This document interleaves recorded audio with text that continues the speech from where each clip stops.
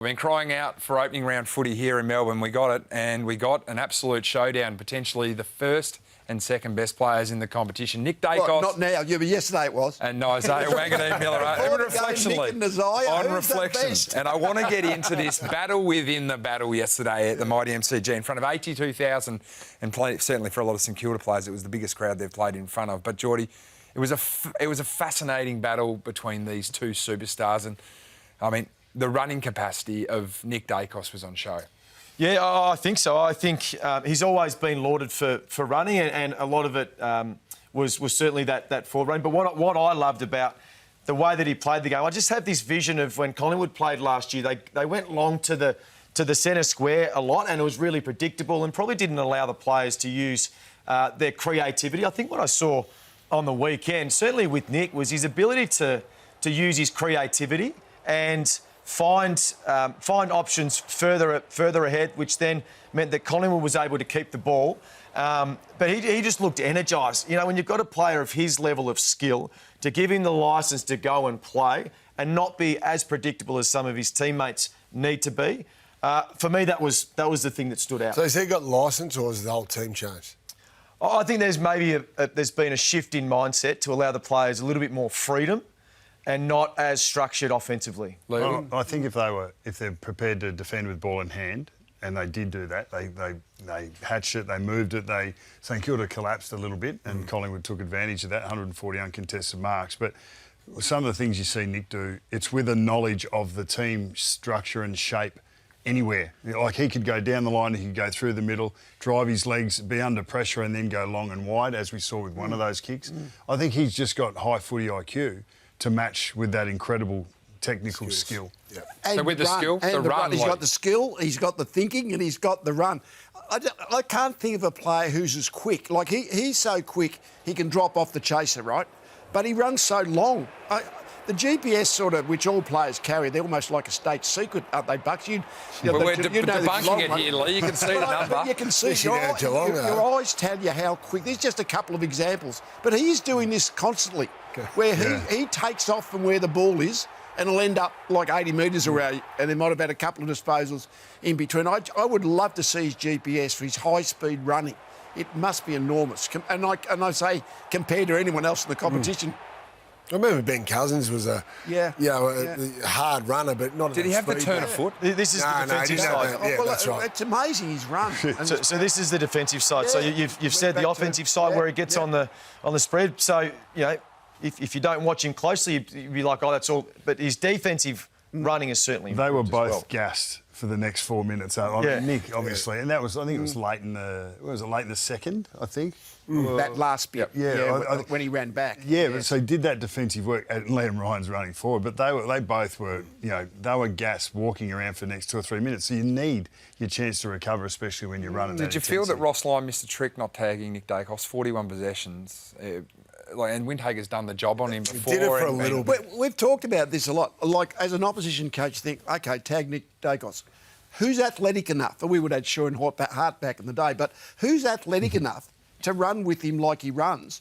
And then if you've got an athlete who can run with him, then they'll put him half back, or they'll put him forward, or they'll put him in the centre square, they'll put him out in the wing. There's so many things they can do with him. He, I would reckon, from a coaching point of view, would by far be the most difficult player to tag because of the amount of his capabilities, I guess. My only question with that, would they be better than plus 23 inside 50s if they had tagged him? Because they wouldn't be any better.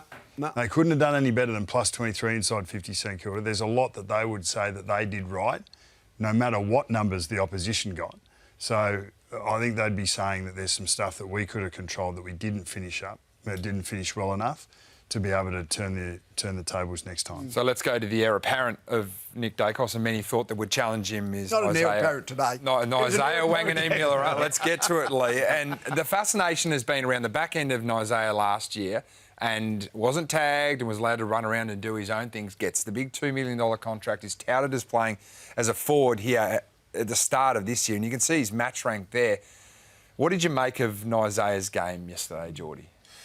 Well, clearly good first half and good second. I reckon he was injured because you see him after the match in the rooms with some ice. So there was an injury that happened, but I thought he was good enough. I don't know how much the injury impacted the way that he played in the second half in terms of not being able to run. But, that's the incident there.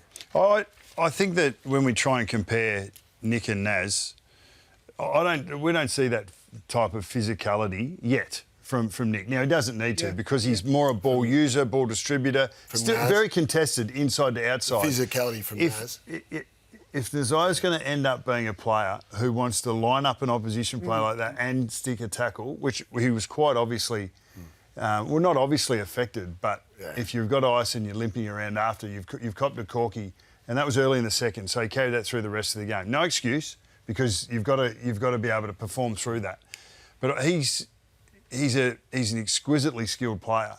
But if he's going to bring that sort of physicality, I don't know whether we're judging apples and oranges with those two. Yeah, that's right. But I mean, you'd give him a tick for that, was it? Like Absolutely. He just attacked the contest and he might have hurt himself. But the interesting thing, Perryman took the really body-to-body backpack. Wherever he went, he was just going to be sort of on his back. And can...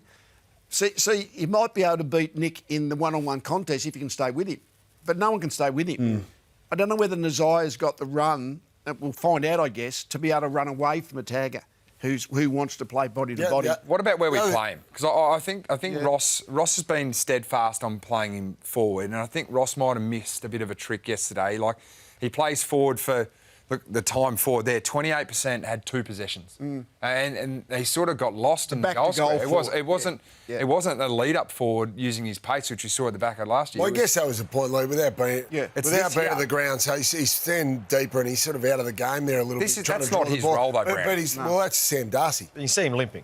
Now, it's probably had something to do with that, no doubt about it. But in general, he hasn't proven he's a key forward or can play that. But he's taken 1 or 2 marks against Melbourne that day. So you want to see majority of the time playing midfield, don't you? Where he's more I think what we saw even last year when he was tagged, it was midfield half-back. Yeah. And I think that's his role. I've got no doubt, without any knowledge, but that's the reason probably why he was deep forward, because he could hardly run. Well, no offence, though. Like with Flanders, Windhager, Garcia, McRae in the middle of the ground, they need speed. They have to have either Sinclair or Wanganeen-Milera playing in the middle there, or the sides are just going to run them off their feet. Yeah, that's where he plays. We've seen 63 inside 50. 63 inside 50, but it's not always a reflection, Bucks. Just the last bit of it, the St Kilda, to tidy up on St Kilda. So they'd be kicking themselves. Last quarter, 44 uncontested marks for Collingwood. So, their game awareness wasn't great late. So that 18 inside 50s last quarter, the 2 goals was the return.